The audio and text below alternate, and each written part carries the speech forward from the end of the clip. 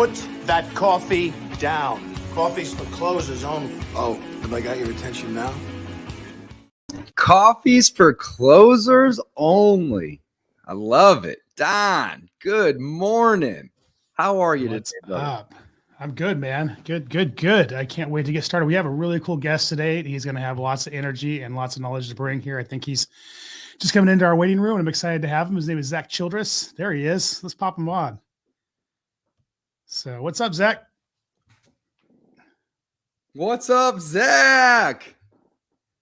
Can you hear me now? We can hear you now. What's going on, brother? Man, I'm just hanging out, getting ready to hang out some more and do nothing, I love it. Zack, I'm so glad you're here. You are one of my favorite people. Oh, man. All of real estate I'll send you a investing. check for that later. My friend, I'm telling you, I love this guy. Every time I've met him, he has been super, super nice, sincere, giving, has tons of value to give, and just an all-around awesome individual. So, Zack, I'm so glad you're here, man. Good to catch up with you. Man, I'm glad to be here too, man. I mean, I sit back and watch from a distance all you guys and what you're doing. I'm wondering which, black hole Don's in today. So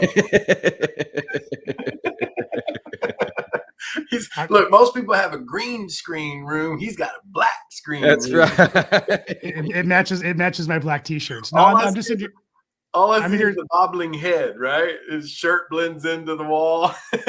yeah. I'm in here screwing with the studio and the studio lighting and whatnot, and just kind of playing around with it today. So I've not given it the attention it deserves, but trust me, when it's done, it's going to be a pretty badass studio.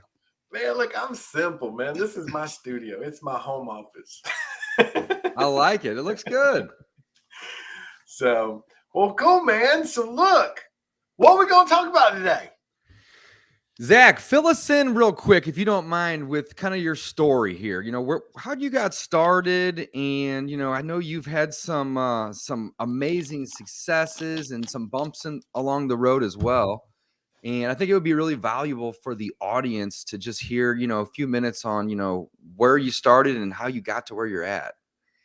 Well, that's cool, man. I think to your point, bumps along the road, that's really what makes you a success, right? I always say to anybody that's talking to me, I'm like, look, if you're going to hire a coach or a mentor, like, find one that's made mistakes. Right? Like, Absolutely. made mistakes, because that's where you really learn. But man, I started in real estate 20 years ago. So I'm circling 2 decades now in this game. And,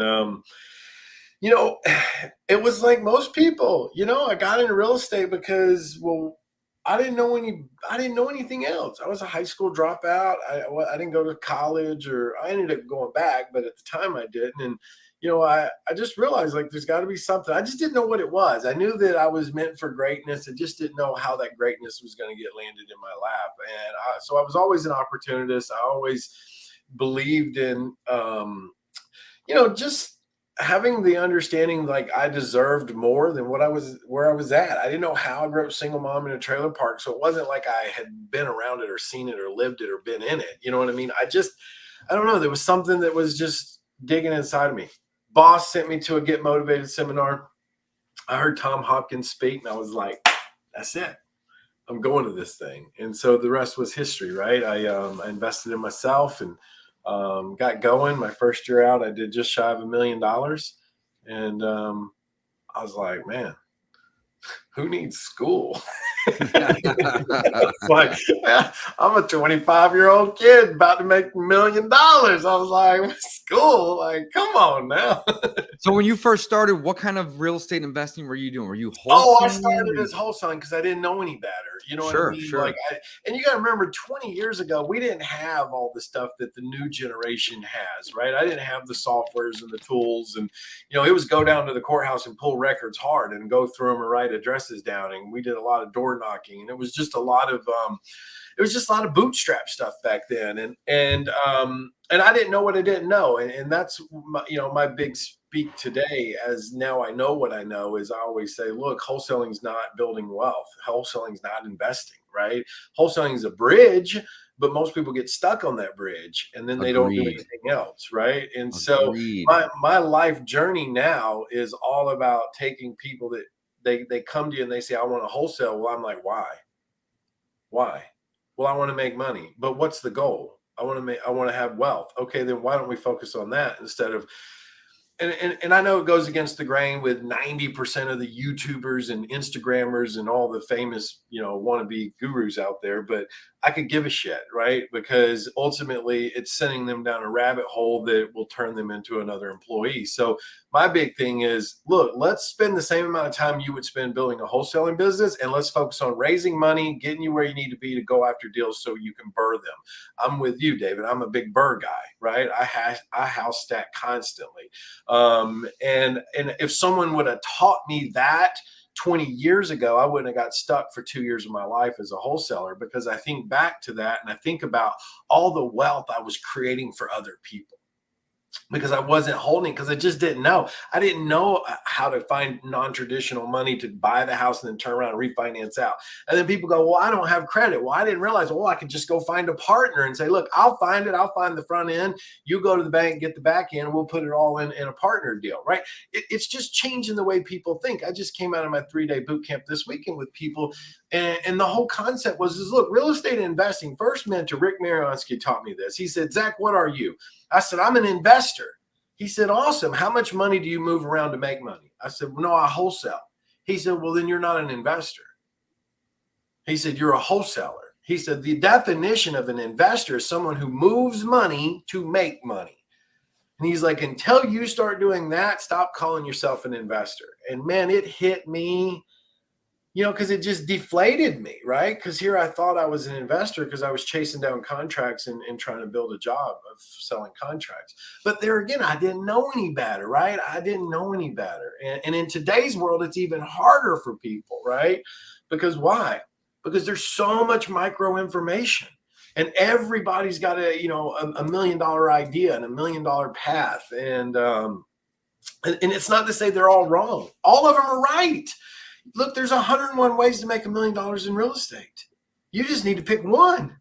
But you got to always keep remembering, what's the end goal? What's the end goal? What's the end goal? What's the end goal? Right? I think people often lose sight of the end goal. 1,000%. Or they don't have it in their crosshairs from the beginning. So everything you just said, I 100% agree with it, man. Well, I nailed this weekend with my group. I said, look, the problem is this. If you're not focused on the end and not building the business to reach the end goal, then you're focused on just making $1. And when you're focused on just making $1, I got to do a deal to make some money. You're starting with the end instead of starting with all the we call them 4 pillars.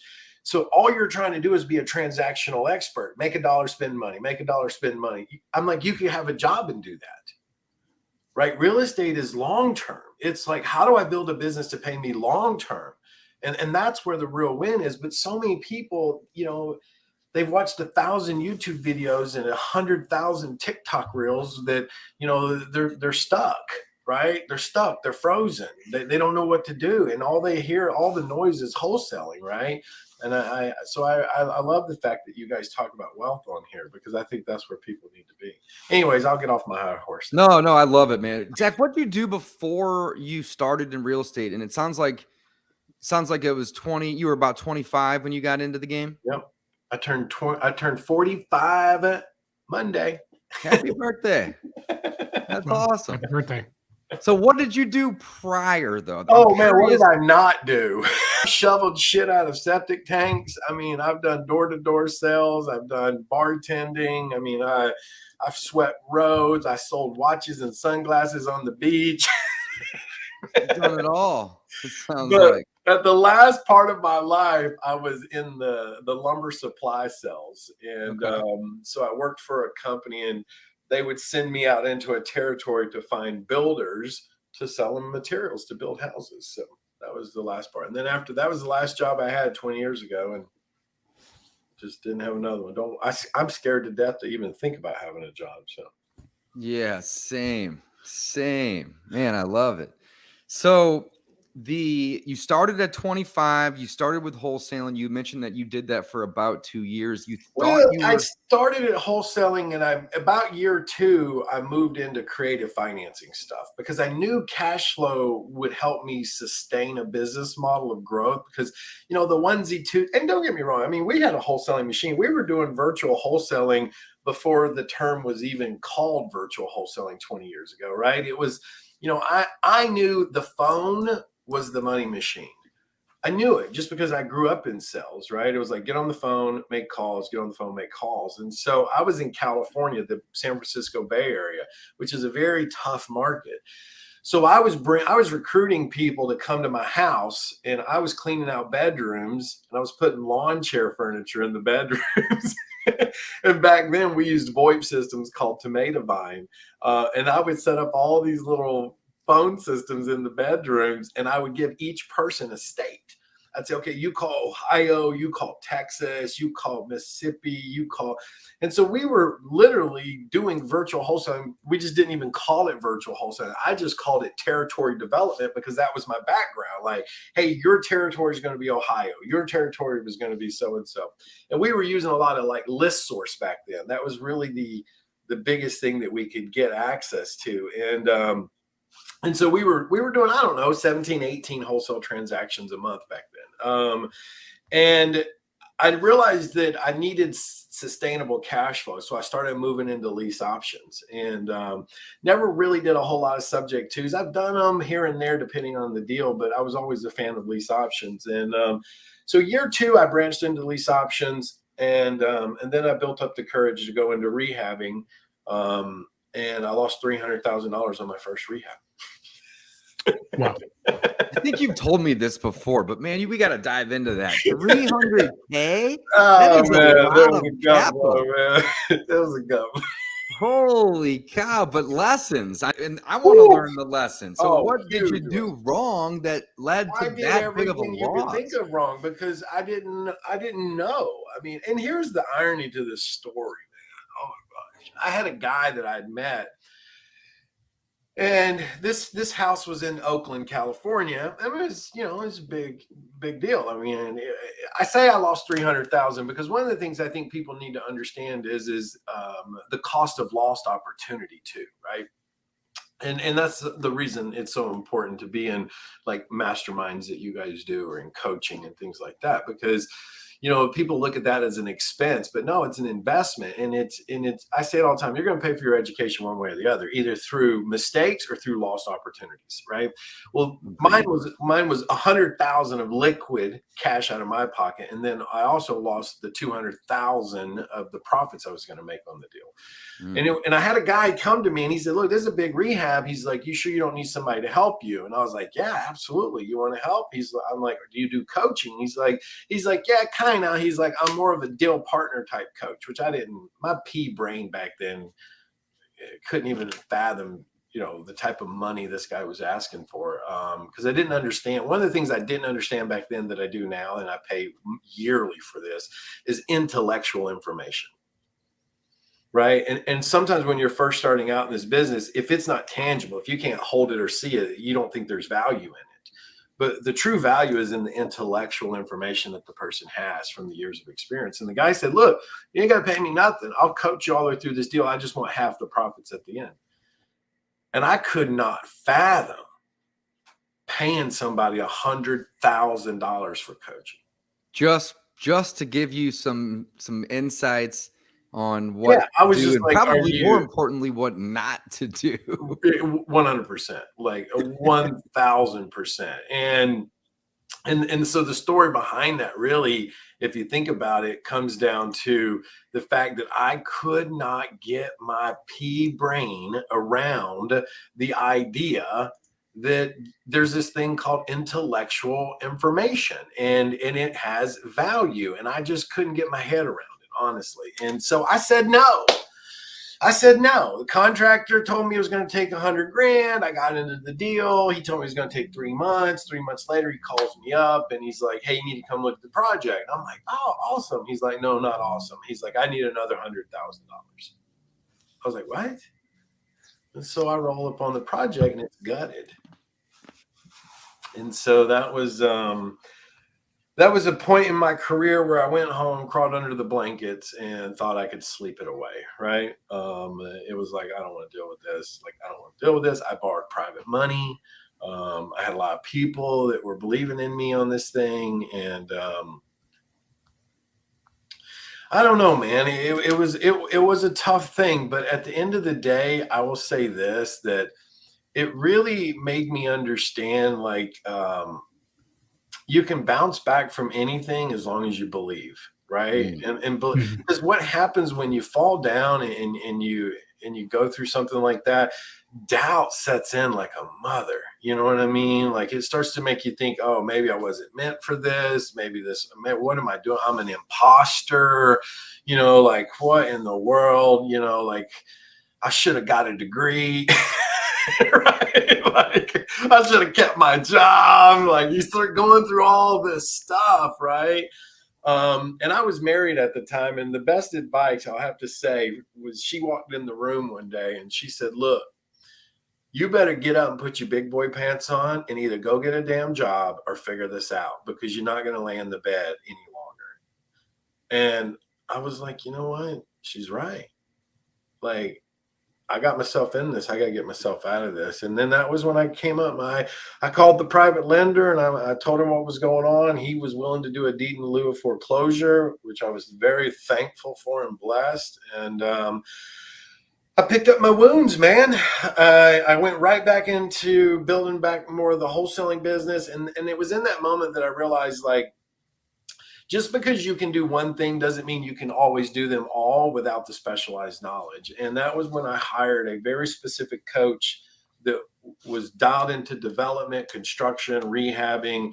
And Rick took me in and taught me about market segmentation and 5 economic indicators and how to buy the right rehabs in the right areas. And then I turned around and gave it another shot. It was a property in Sacramento, Natoma, Sacramento, and ended up making 42,000 on that one. And I was like, all right.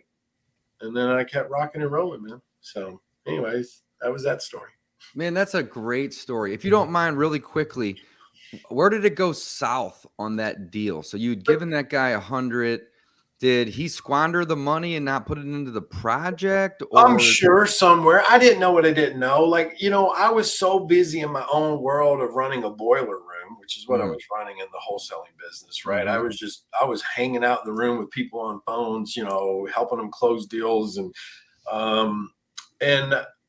I just didn't look. I didn't know the process of whole rehabbing. I didn't know the steps that need to be done. I thought, oh, I'll hire a contractor. They manage the whole thing. I didn't, I wasn't managing the contractor. I wasn't managing I could go down the list. You know what I mean? yeah, lots of things then. Oh yeah. With rehabbing, there's a lot of moving parts, and it takes a while to build the right team that you're on the sync with. And before you have that right team, you got to be in it with them. You know what I mean? Like, you got to be right there in it, making sure you guys are on the same page with everything. Today, I got 14 rehabs going today right now, right? So it's like, once you got the machine in place and you got the right team in place, you can start to allow it to be automated and systemized. But I was brand new. Oh, look, they can do that on TV. I can do that, right? Like, Absolutely. right. Absolutely. So, before you have somebody that's going to be popping in and managing, you got to do that. And if you're not doing it, it's going to go sideways. oh yeah, 1,000%. And that's what happened, man. The poor management. Well, I didn't manage anything. I was just right. He would call me up and say, hey, can you go deposit 20 grand? Sure, absolutely. And then I'd go back into pound my chest in the boiler room, right? Like, let's go, get on the phone. Let's go. You know what I mean? And then 3 weeks later, he'd call me back. Hey, I need another 15 grand. Hey, no problem. Let's go on the phone. You know what I mean? It wasn't even something that I was paying attention to. And that's where I went terribly wrong. I didn't know what I didn't know. I didn't have the specialized knowledge. I should have took Joe's offer to coach me and for half the profits, and I didn't, because there again, I couldn't get my pea brain around it. I was just like, 100 grand? Well, you're crazy, man. You're crazy, right? But you asked me today, I spent 100 grand a year just on masterminds, coaching, and consulting. But that's why I grow, right? I don't just have systems and process in place. I own rentals and apartments and commercial. I do land development now. the process is just evolution over the years, right? But it only kept evolving because I kept hiring better coaches, kept hiring better consultants, kept growing the people around me. And as Don always says, I kept putting myself in the right rooms, right, to keep getting around people that were playing at a level bigger than me. So Love it, man. It's proximity, right? I mean, at the end of the day, it's proximity with that specialized knowledge. It's proximity with the intellectual information. It's proximity with emotional maturity. It's proximity is what we're ultimately paying for at the end of the day, to be in the right room with the right people to really help us achieve a common goal. And extremely important. I think that's where people fail. You're giving that guy half the profit was proximity to that knowledge and that information and that emotional maturity and decision making on those projects that you would have gained probably 10 or 20 fold from. And that's where people fail to really understand why it's important to be in the right room or to be around the right people or to have the right coach. 1000%, because he would have laughed at me when I would have went to him and said, here is the construction bid for this job and here's what we're doing. He had enough maturity and knowledge to look at that and go, there's no way what you want done is going to cost 90 grand. Like, there's no way. He would have said, go get some more bids. And he would have, when the guy's calling you up for a payment, he would have pointed out that the guy was trying to take advantage of you. I mean, it would have been obvious to somebody that's been doing this for a while. Yeah. When somebody's, people, there's been a comment to me recently that on a venture that I've kind of not really flourished in as much as I wanted to, about people seeing me coming because I have the ability to write the check, right? And that's the same thing that happens with contractors. Sometimes the most honest people in the world, when they see somebody doesn't know any better, unfortunately, see somebody coming with the ability to write a check and no reason to ask questions. And so having the right people around you to be able to point that out and say, look, this person is crossing a line with you that they shouldn't be crossing is important as well. 1000%, man. 1000%. And we learn so much, right? I mean, well, we learn if we accept that we're learning. Sometimes people just see it as a failure and it's over. But look, I wouldn't be sitting here 20 years later with, honestly, an amazing life. Really, I do love my life. I hang out at home all day. I don't want I've had the office with the 60 something employees and all this. I don't do it anymore. Right. I'm very intentional. I have a smooth operating business. I work with deal partners now. I don't want 100% of anything ever again. I want a little bit of everything is my theory on it. And so, this is why I do deal partners in my local markets and I just split deals and, I bring money when needed and they manage it and I oversee it. And then I just roll all that money into assets. Whether it's apartments, I'm about to go buy a piece of land on a lake that's got 9 cabins on it and it's got room to bring in RV lots. And, it brings in about $380,000 a year. I'm going to take it down for about $700,000, but that's what I'm in. I just want lifestyle investing now. Right. But did it take me a lot of mistakes to get there? Yeah, absolutely. And a big chunk of that career, I fell in love with teaching people. I traveled the world, multiple countries, teaching people. And, I still teach. I'm the president of my local RIA and I love it. I've been here as that president for going on 13 years, but I don't go out and speak 80, 90, 100 times a year anymore out into the market.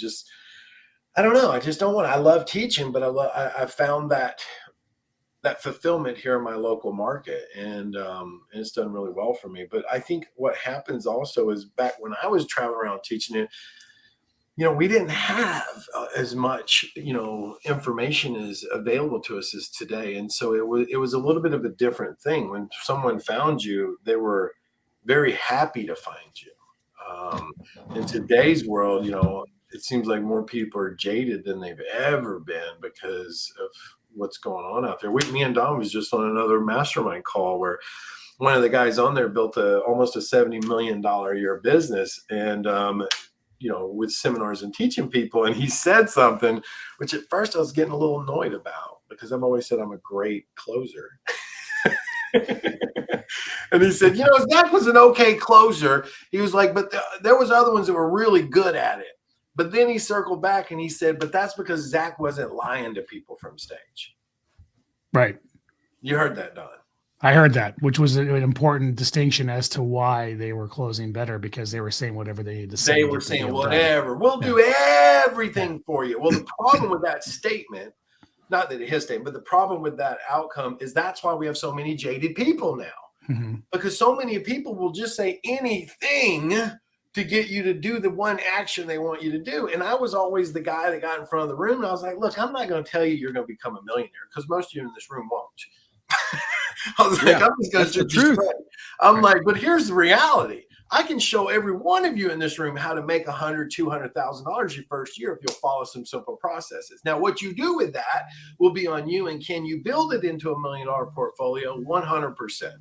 But I was just always very honest, very truthful, and very to the point with them.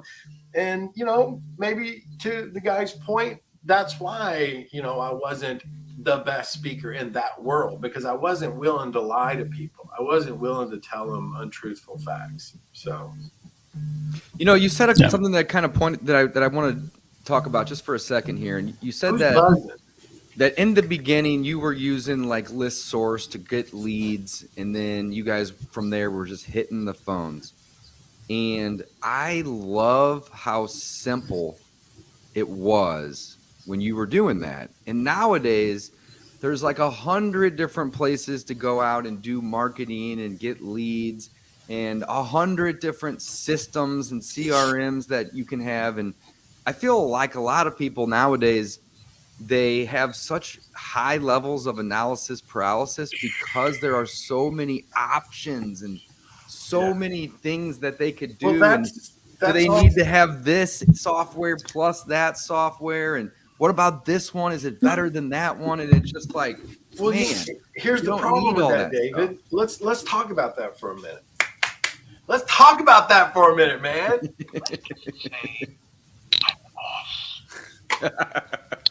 Let's talk about that for a minute, because here's the problem.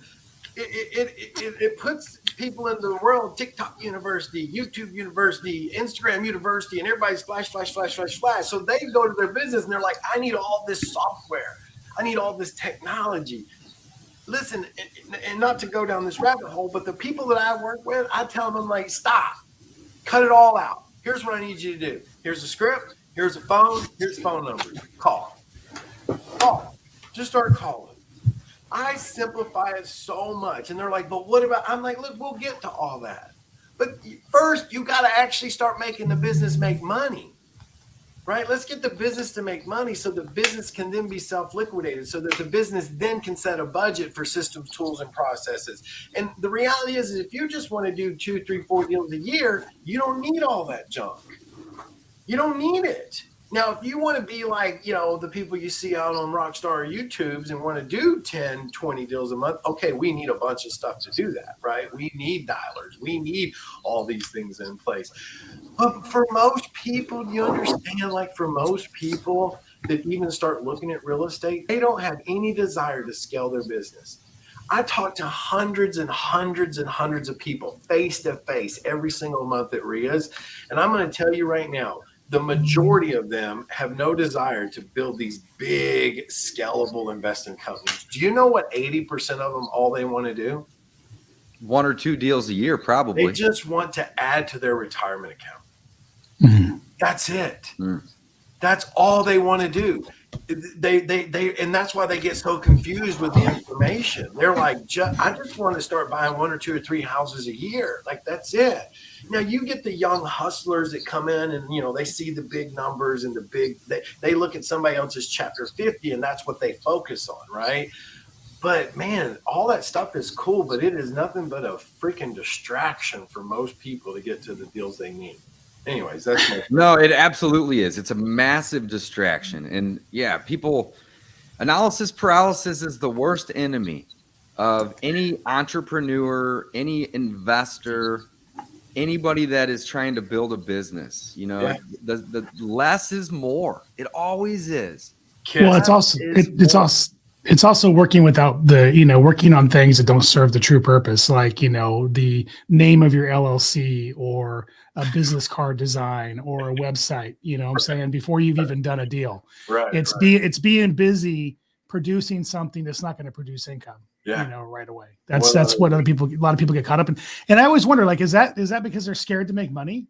Is that because they're scared? They're afraid to take the action, because the action subconsciously creates fear. So they find a comfort, which is build this process, add this sheet, do this, learn. Yeah, I need to do this site, and then I'll feel like I have the tools. Yeah, but then they don't do it, because then they go, oh, but now I need to go do this now. Oh, now I need to go the do business this card or the logo. And I don't think that they're going to want to do business with me if I don't have a cool website. They're not even going to know that you have a website. That's right, man. That's right. And it's not even their intention. Let's be real clear. Intention and subconscious intention, right? Intentionally, they want to build wealth. Intentionally, they want to create cash flow. Intentionally, they want to leave a legacy. So intentionally, they want to start the journey. But the subconscious is a very, very strong enemy into our lives of creating something new. It is a strong enemy. And so they don't even realize they're doing it when they're solopreneurs, because when they're solopreneurs, they're all alone. They don't have a coach holding them accountable, calling them out, saying, why are you stuck doing this, right? They don't even realize it. All they know is they're avoiding the pain, because to them, the pleasure is putting these systems in place, because instant gratification is created because they can see what they're doing. They can see it being produced. So the instant gratification is stimulating their brain. And so subconsciously, it's pushing them from the fear. And the fear is they got to go out and make calls and send offers and close a deal. Well, to them, that's the scariest shit they'll ever do, right? So they don't even realize it until someone steps into their world, pulls the curtain back and says, this is your subconscious talking to you. Stop. Like, face it, face on. This is like the bully that's coming and pushing you down in the hallway. Get up and stand up to it. And that's a problem with a lot of people. And the reason we have 60-something% fail rate in our industry is because they don't realize that this is the bully in their lives that's controlling them. And you got to face it right away. You don't need the website and the logo and the LLC and all these things you may need at one point way later. Right. But right away, all you need is a phone. Bam. And that's it. Bam. Period. Look, I was talking to a friend that we all know, Mr. Tom Crow, and he sends me a text, and he's like, man, what systems are you using in your business right now? I was like, oh man, are you ready? It's long. And he's all like, yeah, give it to me. If you guys know Tom, he gets excited about this stuff, right? I'm like, are you ready? He's like, I'm ready. I'm like, all right, a phone, Google Docs, Skype. I was like, that's my system. He's like, right? No, I mean, like, what about all your CRM? And I'm like, here, let me give it to you again. Let me give it to you. Google Docs. Give it to you again. Make sure you take notes this time. Like, you put dots between the letters. Like, that's it, man. He's like, what? I'm like, dude, it doesn't have to be that complicated, honestly. It really doesn't. Now, if I was rebuilding back what I once had, which was a call center, a boiler room, obviously I would need more systems and tools, right? But I'm living proof that you can build a multi-million-dollar portfolio and have an active flipping business and wholesale a few deals, and you don't need all that stuff. Like, you don't. I'm living proof of it. It's just I don't take 100% of any of my rehabs. I use deal partners. So therefore, I'm not having to run around and run all these systems. And I talk now, this is going to throw a lot of people off. I'm not a believer in paid marketing. I'm not. I'm just not. I'm a believer in a lead network. And that's where most people, I think, go wrong, is because we all want instant gratification. So paid leads give us instant gratification. But the problem with paid leads is it always has an end. The list gets saturated, the market gets saturated. So you're always trying to cultivate new lead sources to constantly be buying new leads. Is it converting right? What's my KPI? What's all this crazy nonsense that makes no sense to me anymore? Versus a lead network. So a lead network, people don't tend to build because it's not instant gratification. It's long-term development. It's like a big SEO machine in your local markets. But what it requires people to do is it requires them to get out from behind their desk and actually go to networking events, go to banks, go to management companies, go to contractors, go to inspectors, build this lead network of people that all know you. And over time, what happens is that lead network becomes this compounding effect. And now people are just sending you stuff. Like today in my world, I might spend $1,000 a month, but I got more deals that hit me on a weekly basis than I can even get to half the time, right? And the difference in that mindset is, are you in it for the long term or are you in it for the instant gratifications? Now, let me be very clear. Again, I'm typically working with and consulting and coaching for people who are building wealth, right? And if someone comes to me and they say, hey, look, I want to build a machine out of this, I want to hire 50, 60 people, I'd be like, man, you need to go talk to Don. Yeah. Right? Yeah. Like that just stresses the shit out of me, man. Like I don't even want to teach you how to do that. Right? Like we can go another route with this and help you build wealth. I'm all for it. Let's go. You know what I mean? Yep. But that's not my world. So that's not the world I want to, play in or even teach in. And so if they're in that other world and they're trying to build teams and acquisition and disposition and all those fancy words, then they're going to need paid lead because they got to feed the machine, right? They got to feed the machine. Where if you're just like, you got one acquisition guy, you're trying to buy 1 or 2 or 3 deals a month, I'm telling you, I could line up down the street the people that I get into this business and get them started, and never do they ever pay for leads.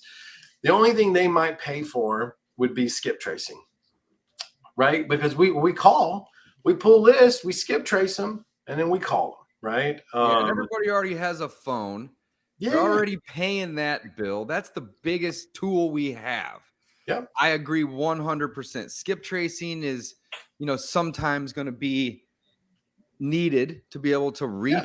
Oh, it is owner. needed. And let's not say sometimes. Like I'll tell you, in my world, and even with the people I work, we use skip tracing all the time. Sure. Like it is, like even if we just drive by a house and we see it, we're skip tracing it, right? Mm-hmm. If we're pulling, let's say, like a list of 65 and older with some code violations, we're skip tracing them. You know what I mean? To get their phone numbers. Like we play in a world of pre-fault before they get into 30, 60, 90 days. We want to catch them when they're like, water shut off, little things like we're looking for those lists, and then we're skip tracing them. So we're always on the phone. So that's what I'm saying. Like we run a small budget, and it's typically because of the skip tracing fee. You follow me? Because that is a fee that we do pay for often, but it's to get the phone number so we can call them. Because I tell people all the time, I'm like, look, you can have all the leads in the world. If you don't know how to take a prospect through what we call a lead intake process, which is communicate, research, analyze, then negotiate. If you can't do that, I don't care what the quality of the lead is, right? You ain't ever going to get good at converting free leads or paid leads, right? So I say it all the time that every marketing channel works if you put the right time, money, energy into it. Usually what's broken in an operation is everything that happens after the phone rings. And that's usually where the marketing fails. And people don't seem to grasp that. They think more leads is going to solve the problem. A broken clock's right twice a day. You're going to close laydowns. You're going to look successful, but do you really want to clean up? If you're spending that money, you got to fix what happens after the phone rings. 1,000%, Don. And I say it all the time because we do take inbounds, but it's very rare unless it's through the lead network, but most of it's outbound. And I'm like, all the work is right there on that first call. Like, don't be aggressive. It's not an interrogation. Like, stop trying to interrogate somebody that you just called out of the blue.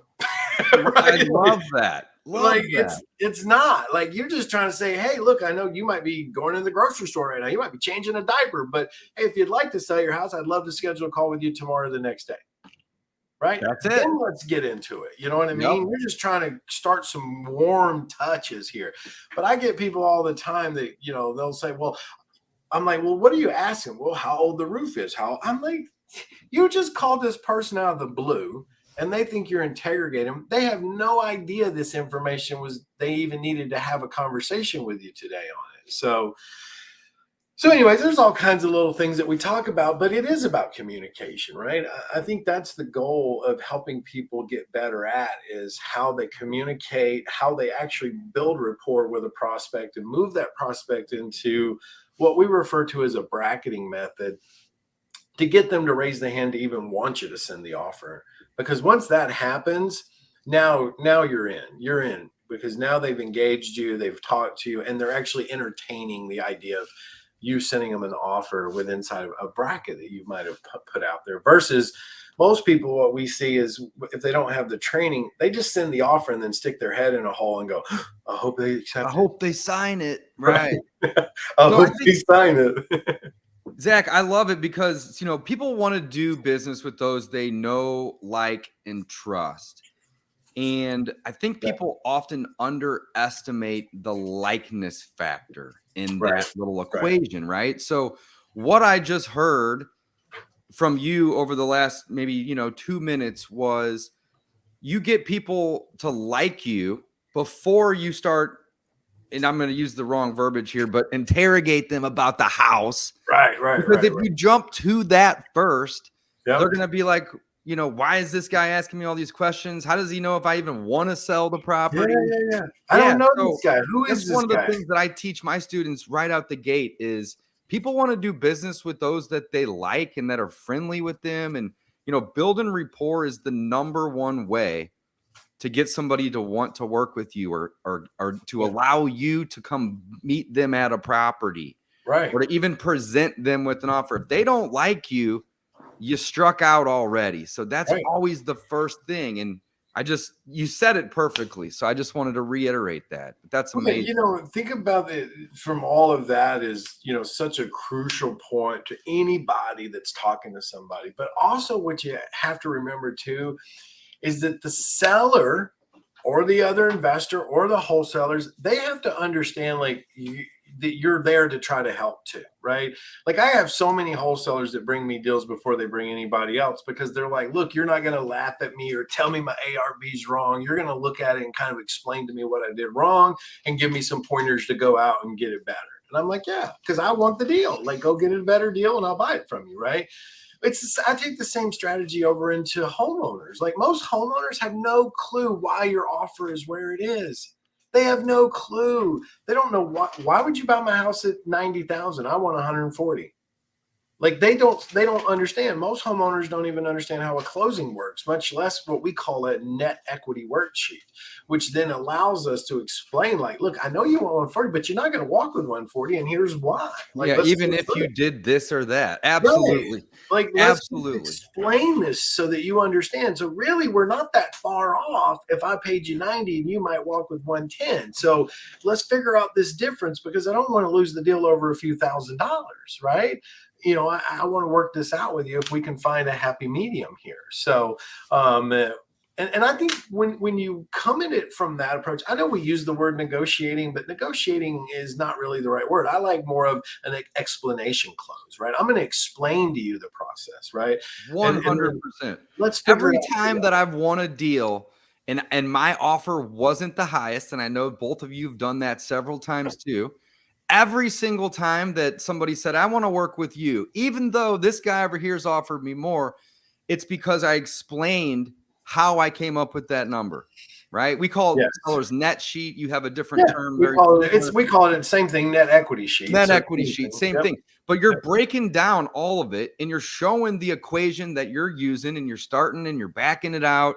And I essentially, when I sit down at the table, I say, hey, listen, this is my offer, but every one of my, you know, friends, I don't even call them competitors.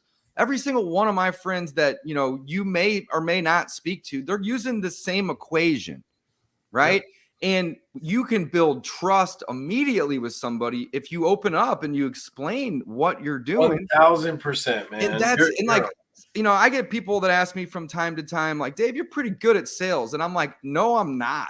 I am awful at sales, but I'm really good at listening. And I'm really good at getting the people to know, like, and trust. And that's where you start. And if you don't start there, you're not going to have a whole lot of success. I'm with you, man. We're on the same page, David. And I think that is the message that, you know, if I always say, if somebody says, well, I want to do more deals, well, then I say, well, look, then get better at talking to people because you've got deals right on your desk that you're not converting because you talk to them wrong. Mm-hmm. So instead of, like Don's point, instead of buying more leads, get better at talking to people, right? Get better at solving problems. We're in real estate. We solve problems. I say it 1,000 times in my RIA. Stop looking for deals and start looking for problems. Love that. I love that. Right? So one of the things that I truly believe, and I want your guys' opinion on this, but as a real estate investor, all we really do is trade convenience for discounted properties. 100%. That's it. Like that's And the highest solutions, level right? overview. We're creating a convenience for them by providing a solution to whatever the bigger problem is that they have, for them to trade us almost. I mean, this goes back as far as I'll give you 2 chickens, you give me a horse. Right? I mean, that's how far back it goes. You know what I mean? Yeah. This is a homeowner saying, I got this problem that I need this for, and I'll give you my house at this price so that I can go solve that problem, right? It's the same thing. It's nothing different. That's like I put on events, people come in all the time. They're like, oh, we can't find any leads. And then my students in the room would be like, man, I got more leads than I know what to do with. Right. I'm like, it's the problem isn't that you don't have any leads. I'm like, the problem is that you're not looking in the right areas, because everybody's surface level with marketing and you're not communicating correctly. Yeah. Right? Or maybe you are looking in the right areas, but you're approaching it like I need to say the right thing to convince that guy or girl that they're motivated. Good point. Good point. You can't convince somebody to be motivated. Right. You can offer convenience. Yep. I don't even ask for discounts. I demand them. You want me to be the buyer? Well, here's where I need to kind of be. But I'm going to do everything I can to make your life easy and convenient. And I'm going to go above and beyond. And I'm going to show you how and why the number that I'm making is a fair number for both of us. Oh, and by the way, all of my friends that may come in behind me, they're using this same formula. So if they don't explain it to you, are you going to know, and trust these individuals, mostly trust them as much as you do me now, because of the fact that I'm opening up, the equation in the books and all that stuff to them. So 100%. Well, man, real estate's not that complicated at the end of the day. It's really not. Real estate is, if you really think about it, it's a repetitive process. We run numbers, we look for certain things, we learn how to evaluate a market, we say the same things, we answer objections the same way. Like, it's a big repetitive process, right? What we have to get good at, especially with new people coming into the game, is getting good at being confident to go and talk to those people. And to your point is they think they have to be this sly, slick salesperson, right? And that is what stops most of them. And that's really not it. And the other side of it is the seller feels it when you're trying to find a deal. When you're looking to figure out what the problem is that you can solve, they feel that too. And, not to get all feng shui on you guys here today, but energy is a real thing. And people can feel it, man. They can feel intention. They can feel intention, right? And if you're like, well, this is what I can pay you for it, and if you don't sell it to me, you're probably going to lose the house. Versus, let's look at some of your options, because I would hate for you to lose the house because you're not educated on your options, right? That's a different way to approach that, right? Yes, you said similar things, but you framed them differently. 1,000%. Yeah, but man, and I think a lot of people, they struggle with that. And I love that you pointed out that the biggest fear for most people is, just getting on the phone and talking to other individuals. And yet they'll go spend all this time and money building out these systems or signing up for, softwares and CRMs and marketing platforms just because they want to avoid the inevitable. And I think you referred to it as the bully, right? You got to face that. Yeah. Talking to people is where this business starts. And it's really where it ends at the end of the day, too. That's where it all comes together. So you got to get comfortable with that. Well, and I had somebody at my event spoke up. And they said, well, it's not that way in commercial. And I'm like, no, it is the same way. The reason you're saying that is, and I asked the lady, I said, how many commercial buildings have you bought? She said, well, I own 7 of them. I said, how many of them have you bought direct to seller? She goes, oh, I use brokers. I said, then that's why you made that statement, because you're working through a broker. I said, every building I've ever bought, I've never bought through a broker.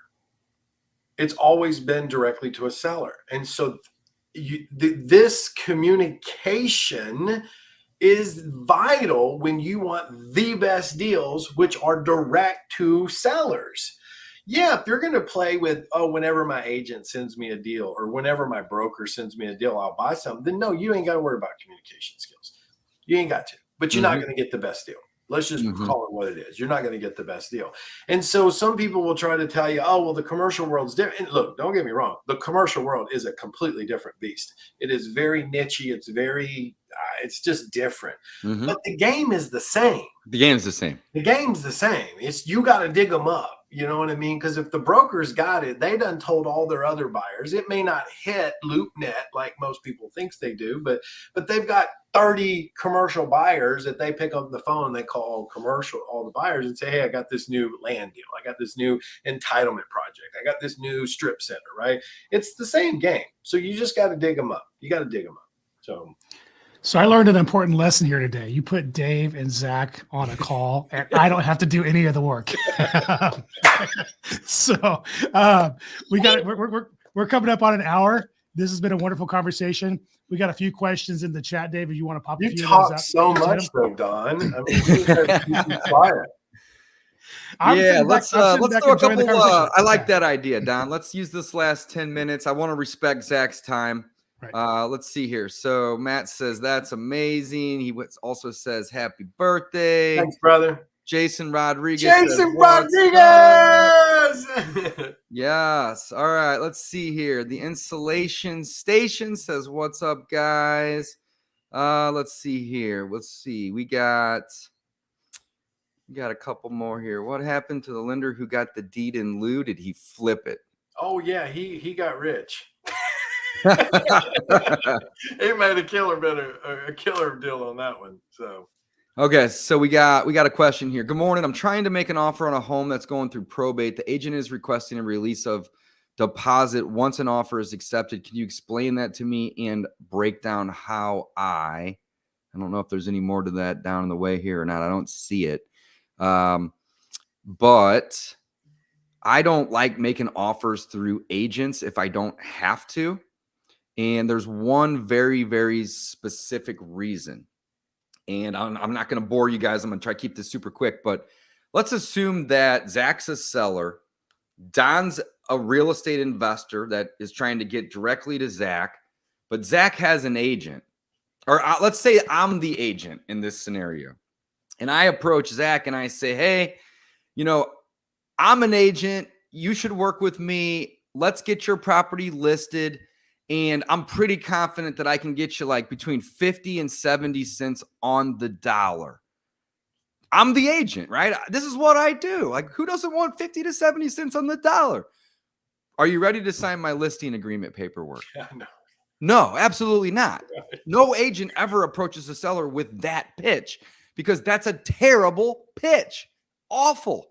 Instead, the pitch is, well, we're going to look at the market and we're going to see what some of these other properties have sold, the comps, and we're going to try to get you every penny, 100 cents on the dollar, maybe even more than some of these other properties if your subject property has a little bit more to offer. So the agent, when they come in, they are putting in this message, this idea that you should not accept a discounted offer. So I try to avoid buying properties listed on the MLS for that one reason right there. They're not necessarily going to be very interested in offering a discount because they've already been told that they shouldn't. But what's your guys' 2 cents on that? I don't disagree. Let me jump in because the question is about releasing the deposit. I want to make sure we hit that before we jump into any further on the conversation. When you're releasing the deposit, you're saying that you're removing all contingencies and your deposit goes bye-bye. Bingo. And so you don't want to do that if it's subject to any kind of inspections. And depending on where it's at in the probate process, if it's in probate in court and hasn't been approved yet, then you have released that deposit to somebody that may or may not be entitled to that deposit because the court hasn't approved that person to be the executor of that particular property. So if it's already been approved and the person has been designated executor and controlling the interests of the property, then again, it goes back to, are you making your offer with zero contingencies and are you okay with that? And if you're not, then I wouldn't release the deposit. If it's still in the probate process, you definitely don't want to release the deposit because it could be going into a situation where their probate's not approved or the person that gets released to isn't approved to be the executor. I don't know if anybody wants to hit that or not, but that was more specific to the question. No, I was going to go down that rabbit hole too, Don. Yeah. Was saying like I would not release if because here's why: probate and inherited are two different things, right? If you're making an offer on a probate, that means there's no executors yet. It hasn't been issued to an heir yet. So why would you release anything when you haven't even gotten to the final person that can say, yes, we accept your offer, right? You're in limbo land right now. So why that agent would even ask you to release it, unless there's more to the story here that we don't know. You could be going after a probate. It could have already landed on the executor, and now they're saying they've accepted your offer, release your escrow or contingencies at this point. So I'm sure there's probably more to the story, but the point is if it's in probate, I don't even know why they would even ask you to release it. I mean, that doesn't even make sense. So, and the reality is in probate, look, there's a certain reality about probate and signing a contract with somebody who is going through the probate process. That contract technically doesn't have a legal standing until after the probate's been approved. Right. So you don't want to be releasing money or deposits unless it's part of your risk. Like, we will pay for the probate process as part of our cost of doing business. We understand that the person may not be approved. We may lose that money, but we understand that. So, and we weigh that risk with the particular property. The other thing to understand too is you never, ever, ever want to release a deposit or remove contingencies unless you're truly okay closing on that property or losing that money. And that's very specific. Yeah, right. Be clear on that. Right. Okay. Love it. You guys nailed it. All right. Here's an interesting one here. Johnny Santiago says, question: I need a down payment of $120K, first time newbie. Any advice, guidance? Well, so why are you buying a $600,000 house as a newbie? Right. Well, it could be the market that this individual's in. There could be a lot of things, but I think that there's an infinite number of answers to this. I mean, you could ask the seller to carry that $120K. You could private money. See if the individual is willing to sell you the property subject to. Don mentioned private money. You could go hard money. Bridge, you can partner with another investor that may have it if it is in fact truly a good deal. You could pull equity out of your own home or properties or business. I mean, there's a million ways to go about it. Here's what makes me nervous, though, David. It says first time newbie. Sure. 600. This takes me back to the story I just shared. The $300,000 I lost was on a $580,000 house. So, and I was a first time newbie into flipping. So I'm just curious. I love the question, but there needs to be more context. There needs to be more info there for sure. So, and it could be a Bay Area property where an entry level property is. Well, and Zach, you're talking about being I'm assuming you were in the Bay when you had that situation. I did, yeah. So, but still, that's a lot of money to put on the line as a first time newbie. Look, if you're asking this question, it means you don't have the right mentor or the right partners in place. And that means you need to reach out to one of us on this call here. I'm in California, if that's where you're at, if it's another market, and let's have a conversation or find a mentor or a partner that's going to be able to really make sure that you're secure in that process. To try to go out on a property where you're putting 120 grand in, or asking somebody to put 120 grand in on that project and not have the proper advice or mentorship through that process is just asking to have a very expensive lesson. Love it, man. Love it. Matt says people are nervous to make the offer because they don't believe it works. And that's when we were talking about, the bully and doing all these other things and having analysis paralysis. He also asked, how do they not pay for leads? And there's a ton of ways to not pay for leads. And Zach mentioned a bunch of them already, but most of it comes down to networking. So the first 3 deals I did came from me calling property management companies. And these were companies that I wasn't working with already. They weren't managing properties for me. I just called them and said, hey, I'm an investor. I'm looking for some deals. Do you have any clients right now that have a rental that you're managing, but the tenants screwed the house up really bad and they don't have the money to fix it, so it's just sitting vacant? 3 deals. Hey, and add this to the end of that. From that.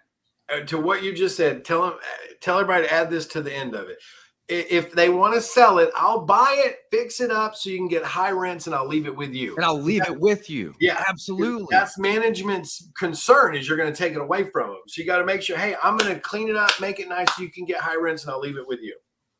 And it's very similar when you are, I don't really love on-market deals, and I don't teach people to go look there. But if you were really busy and you're okay leaving money in a deal or putting money down, then that's not a bad solution per se, but very similar. if you're trying to make an offer on a property that's listed and has an agent, see if that agent will represent you as well. And then you're going to be able to get an even better deal. You're not paying the agent anyway. The seller typically is. So what do you care if they're representing you and the seller? Love that. But like, network with attorneys for that do evictions or estate planning, network with property managers, network with your own accountant or your own, people that and do business with, right? I'm sure you probably know 30 people who are real estate agents. Well, oftentimes they will go run an appointment and the owner of the home says, hey, I would love for you to help me sell this, but I don't really want my photos online. I'm embarrassed of the condition of the property. Well, that's what we like to refer to as a pocket listing. And we get calls weekly from agents saying, hey, I got this guy, the house is destroyed. He doesn't want his neighbors to see he's selling it or his friends or family to like see the photos online. And those are ways to get leads that are essentially going to be leads that you're not paying for. You may still have to pay somebody or, for the referral on the back end, but you're not floating a bunch of cash up front to get those leads to come in. Love that. Hey, I'm going to give you one too, man. Well, Let's I hear got a whole bunch of them, but one of the first things that I always tell people I'm working with, I'm like, do you just need one? You want to start with just one deal? And they're like, yeah, I want to get one deal. I'm like, all right, here's how you get a deal by tomorrow. It's this amazing thing. You see this thing in your hand?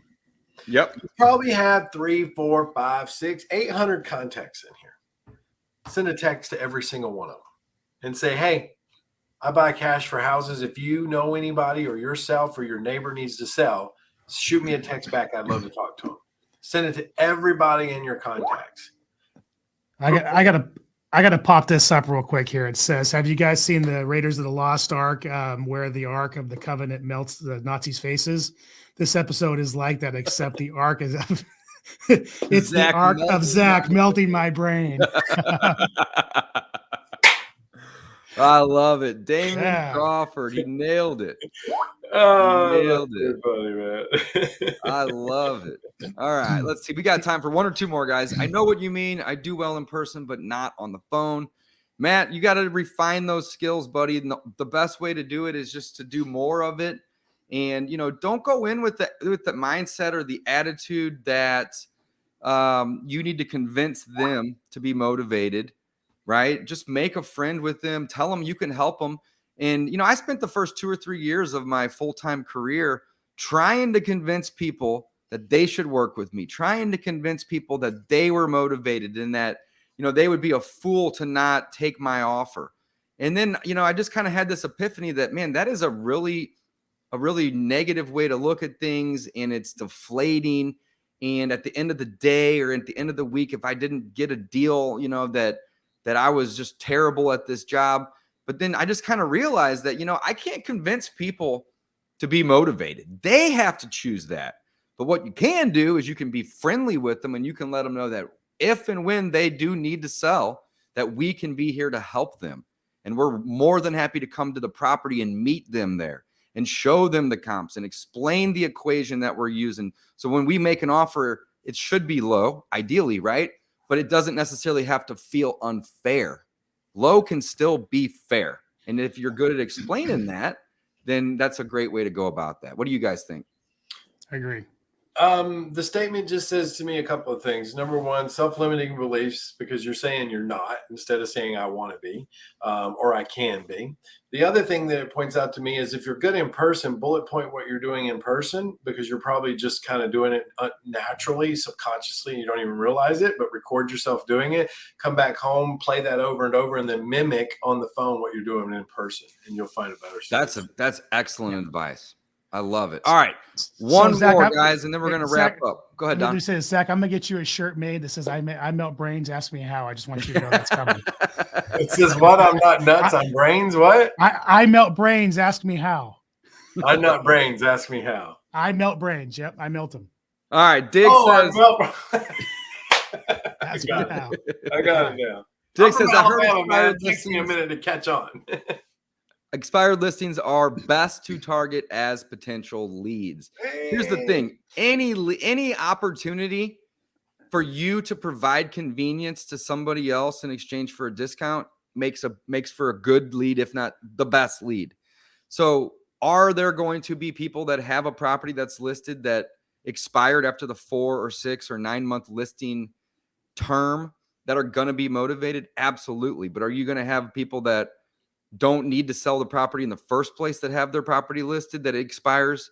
Yes, you're also going to have that. So I'm not saying that's a bad place to look by any means, but don't forget my pitch a minute ago to Zach on the fact that as an agent, I'm typically going to be convincing somebody to let me be the listing agent because I'm going to get them full retail for it. Well, and also say this too, we love expired listings for one lead flow, and that is for creative financing. Because most people, when it expires, it was because it was priced too high. And you'll find that the reason they're pricing it too high is because they don't have enough money to come out of their own pocket for closing fees and real estate commissions. So they price the house higher to cover all of that, and then it expires. So you can swoop in and target them with a specific message that says, hey, is your payment too much for you? Are you afraid to go into foreclosure? Give us a call today. We can show you a bunch of options to help you out. It leads them down the path of understanding terms with you, which solves their problem because you already know the problem that you're trying to target, and you can provide a solution by helping them by taking over payments and structuring of terms. That was a phenomenal answer. Wow. 100%. I love it. I love it. I think we're good, right? Yep. So, okay. I just want to thank everybody for watching the Dave and Zach show. I'm your moderator, Don. Here. And if you got value from this episode, make sure you're liking and sharing and getting the word out. Coffee with Closers is also a podcast out there on iTunes, everywhere else you listen. And we're here every Wednesday at 9 a.m. Pacific and 12 noon Eastern, 11 CST, right? So, Dave, got anything you want to add to that? No, just Zach, thank you so much for your time. Super grateful to have you on the show. Always love connecting with you. You're a wealth of knowledge. And you dropped some bombs on our audience today with just tons and tons of value. Absolutely. So again, thank you so much for coming, man. Man, I'm glad to be here hanging out with you rock stars, man. One day I'll be like you when I grow up. Bro, I'm still trying to be like you, man. That's my ultimate goal. I love it. All right, guys. I love it. Love it. We're Thanks for wrapping having it me, up. man. Thanks for joining. Right. Come back every week, same